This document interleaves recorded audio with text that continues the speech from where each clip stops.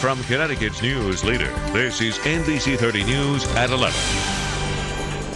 For the third time in 3 months, a Connecticut community mourns the shooting death of a teenager. Good evening, I'm Lisa Carberg. 14-year-old Jose Pagan is the first murder victim in New Britain this year, but the latest in a series of attacks on Connecticut teenagers. And once again, police say they're looking for whoever killed an innocent victim. NBC 30's Amy Parmenter is live at New Britain Police Headquarters with the latest. Amy. Lisa, it's a story that has become all too familiar, and yet it gets no easier to tell. Tonight, a 14-year-old is dead of a gunshot wound, and once again, police say the victim was not the intended target. We're gonna miss him a lot.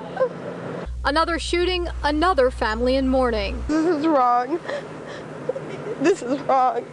This needs to stop. Police say it was about 5 a.m. when someone sprayed this house at 236 Clinton with gunfire. The whole neighborhood heard the shots this morning, and we seen the light. You know, it was really horrible. Shell casings litter the street outside, but at least one bullet found its way inside and struck and killed a 14-year-old sleeping in a first-floor bedroom. Neighbors have identified the victim as Jose Pagan, described as a good kid who had recently become a father. It's really a shame that he had to die so young. He was a really sweet boy. I seen him back and forth. He helped his mother out. You know, he was a really good kid. Family members lashed out at suggestions early on that he may have been targeted. Find me the cop that told you that. I want to confront him. And now police also believe that's not the case. And I guess the moral to the story is the good die young. New Haven knows the story all too well. In June, 13-year-old Joanna Cole was killed by a stray bullet, and last weekend, 13-year-old Justice Suggs was shot and critically wounded while riding his bike. Now, no word on what sparked the shooting this morning in New Britain. So far, there have been no arrests, and police have named no suspects. Tonight, in fact, police are asking anyone who knows anything about the shooting to call New Britain Police. We're live in New Britain this evening. I'm Amy Parmenter, NBC 30 News. Thank you, Amy. 3 people were injured tonight trying to escape from a burning apartment building in New Haven. Flames were coming from the first floor when firefighters arrived at the building on Norton Street.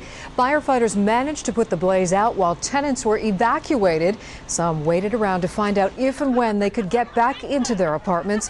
One tenant tells us it's hard to know when the fire alarms are real. Smoke alarm goes off and no one pays attention, so you don't know when it's an emergency.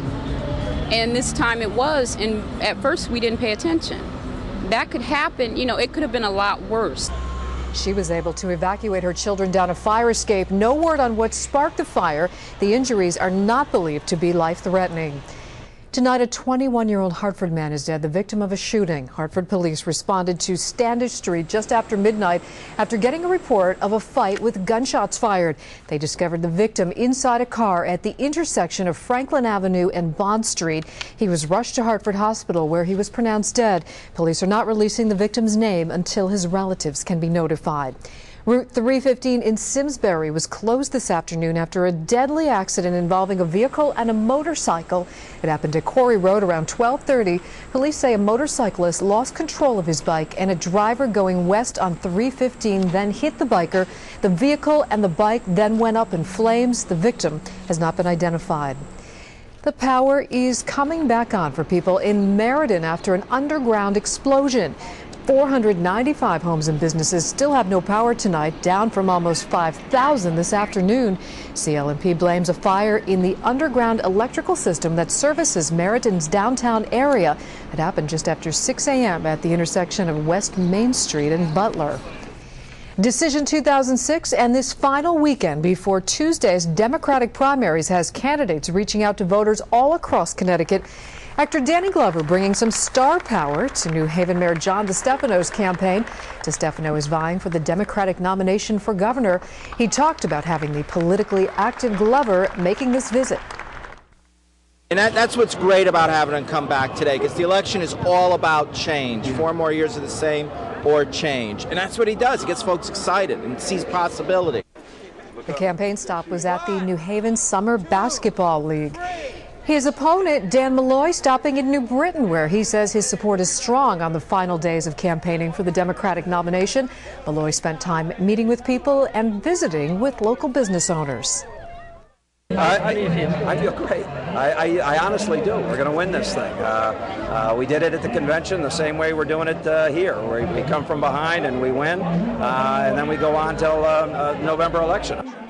And Malloy picked up the backing of another Connecticut newspaper today with an endorsement from the Day of New London. The hopefuls for the Democratic nomination for U.S. Senate are going into high gear this weekend. Ned Lamont greeted supporters and staffers in the North End of Hartford. Then he went door to door, greeting potential voters. His schedule also included a gospel fest in New Haven and an appearance at the Litchfield Jazz Festival, where he also appeared with actor Danny Glover. And Senator Joe Lieberman did not campaign today because of the Jewish Sabbath. Tomorrow, he's scheduled to get the backing of a number of notable national Democratic figures. In Stamford, he will campaign with Washington, D.C. Democrat Eleanor Holmes Norton and the mayor of Newark, New Jersey. Tomorrow night, he and fellow Democratic Senator Christopher Dodd will appear at the Waterbury Italian Festival. A rare Saturday opening for Hartford's Registrar of Voters, allowing people to register. About a dozen city residents took advantage of the opportunity today, including Elena Murray, who has never voted before and now wants her vote to count. When you have kids in school, grandkids, and, stuff like that, you need to see them going right. You need the best for them. According to the Office of the Secretary of the State, since May, 27,000 new voters have registered. 10,000 are Democrats, and as Democrats